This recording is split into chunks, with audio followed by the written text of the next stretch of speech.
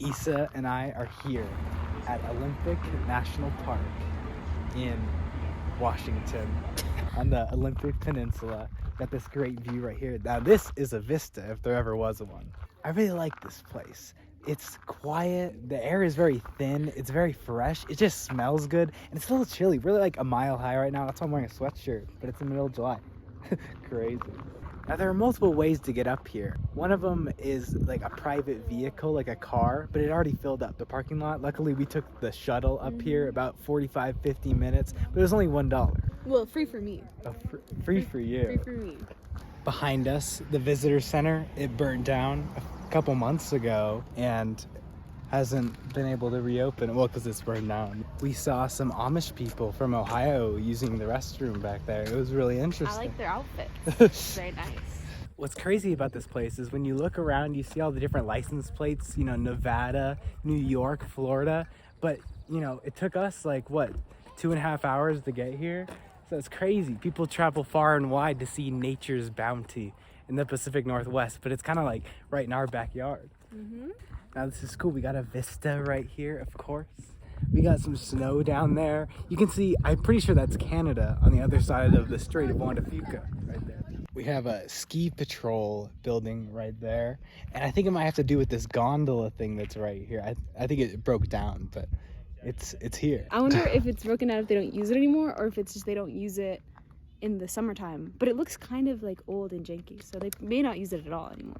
It's hard to even fathom how big these valleys are down there. Like, look at that. That's wild. And the snow on the mountains out there, like, it's mid-July. Now this is crazy. We're like on the edge of a cliff right here. I like the depth of seeing this rock right here and then the mountains out there. I like the feeling out here. It almost feels like it's like hot, but then like the wind brings like a natural AC that's not like chilling, but it cools you down. So it's very comfortable out here. There's so much variation out here, right? You got this mountain right here. You got the water. Then you got the mountains with the snow on them over there. And then some more of those green mountains. It's pretty cool. These people just passed us and they're like, hey guys, how you doing? Like, I feel like they're East Coasters because, you know, they're very forward with it. You know what I'm saying? Here we got this passage, these nice shadows, these trees. We got a deer back there. The hand sanitizer in these porta potties like peels off your skin. It's like exfoliating sanitizer. Here at Hurricane Ridge, we missed the bus, so we might have to wait like 2 hours, but it's all right because we got this wonderful view right here. There's a public restroom right there. It's weird. I could hear them put the toilet seat down. So we did have to wait the 2 hours to get on the bus, but it was practice in patience, and we got to see a family of deer. Yeah, deer. I gotta make some sick beats on GarageBand on Eric's phone since mine died. The town of Port Angeles is pretty nice. I've never been here before, but like it's like a old town feel. You got some old buildings in there, well laid out, mainly just blocks. But hey, that can get you from point A to point B. I like how they changed this sign back there to say good moo. I could just see someone like working out and then coming out and like mooing like a cow. It's crazy. We were just up there and now we're at Safeway. We got this octopus right here. We got this map right here.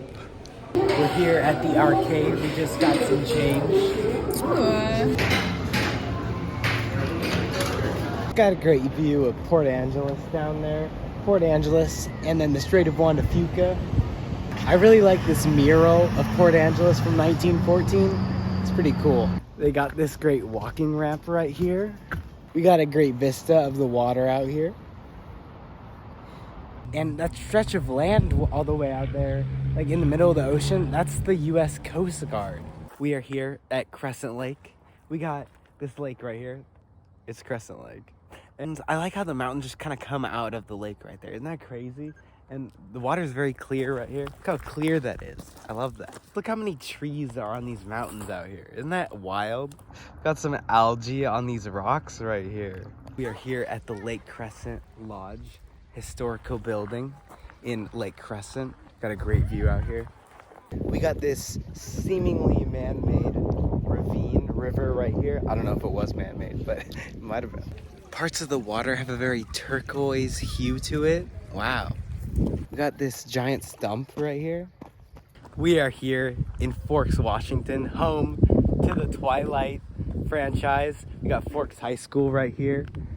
Issa wanted to go to these thrift stores right here. We were able to go to the Forever Twilight collection in there and a Twilight little shop. And it's very interesting because it's a very small town, but they really go all in on the touristy parts of Twilight. We're here at La Push. What's crazy is the Washington waves. Like usually when you go to the ocean in Washington, it's like the Puget Sound, right? So there aren't like waves like this, but here we are. Now here's a lesson on the beach. Don't ever get complacent with the waves or else you'll get wet because the waves snuck up on us. Ooh. Issa's back there making her weapon.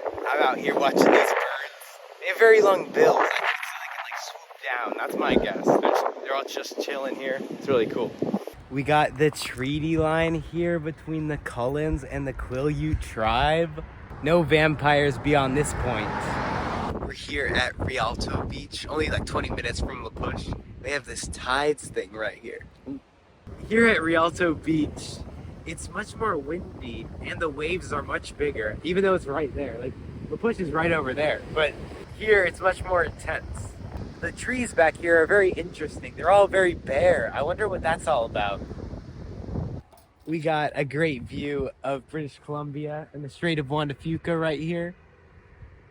Right now we're on the Cape Flattery Trail. Cape Flattery is the northwest point in the contiguous United States. So we're gonna see what it's all about. And we also got this giant chair right here. We got this tree right here. I got stuck in it though.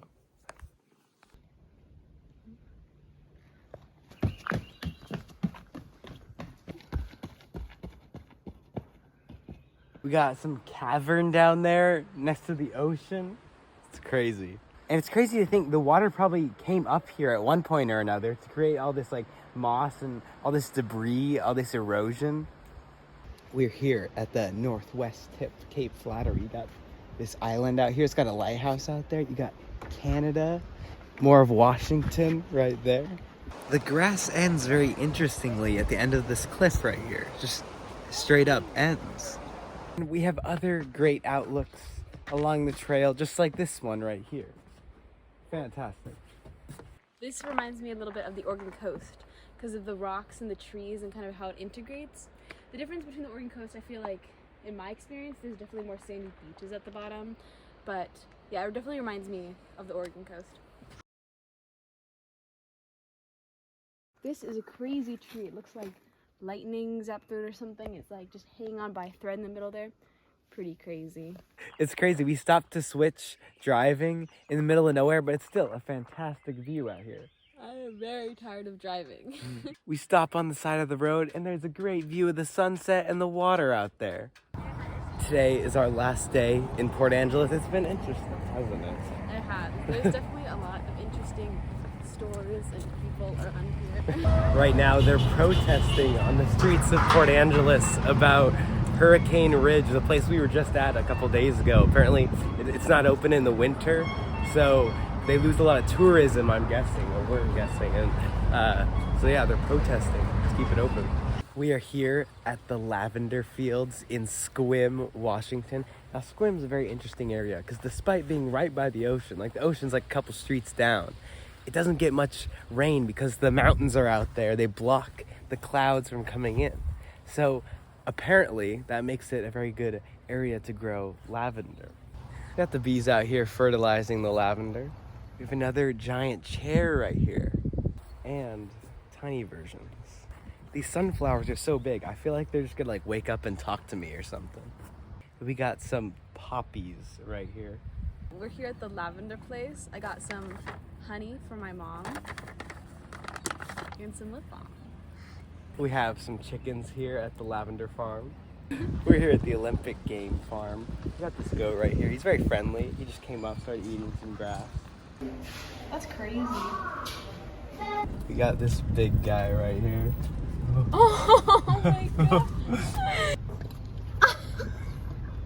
He's so perfect. Okay, never mind, girl. Do you not want it? Creepy. Please don't sniff on me. Okay. Stop, I'm so scared. Eric, no. I'm so scared. This guy has blonde bangs right here. Stop, that was scary. Okay, sorry, Croc. We got a brown bear right here. Looking cool. Look at him. Wow. Oh. Oh, there's a bread in the water. Oh, ew, it's falling apart. Look at his feet. No,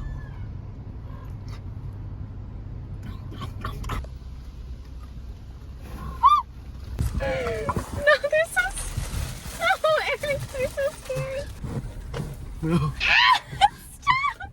We ran out of bread. I mean, this is a no stopping zone, but people are stopped to feed the animals, and they're crazy. They want so much bread, and they're going up to us, and we are rolled up the window because they're crazy. Oh no, I'm so scared. Ah, no, I'm sorry. I don't have any more.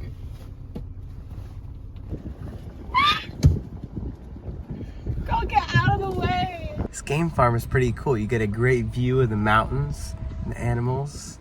It's like you're out in Wyoming or something. You got some bison snot right here.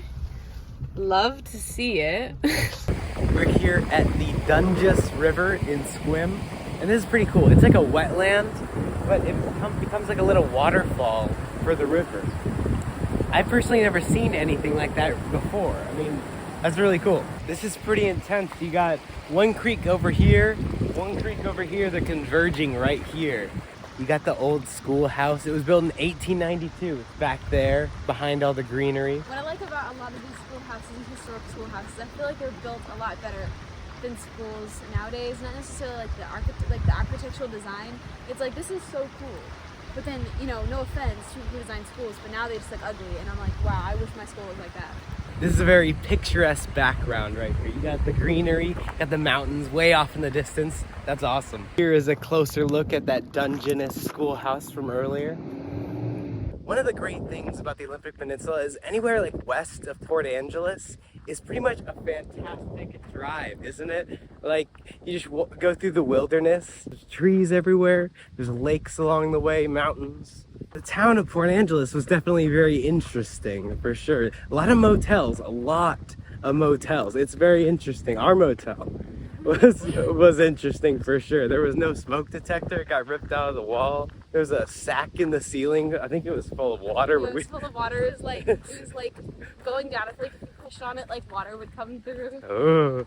It's kind of crazy that the farther things get from you, the more blue they appear. This trail is very interesting because it looks like a road. It's actually closed for cars, so only people can walk on it. It's really wide, but I like it. I hope you enjoy our adventures, the Olympic Peninsula. I did. It was great walking. And thank you so much for watching. I'll see you next time.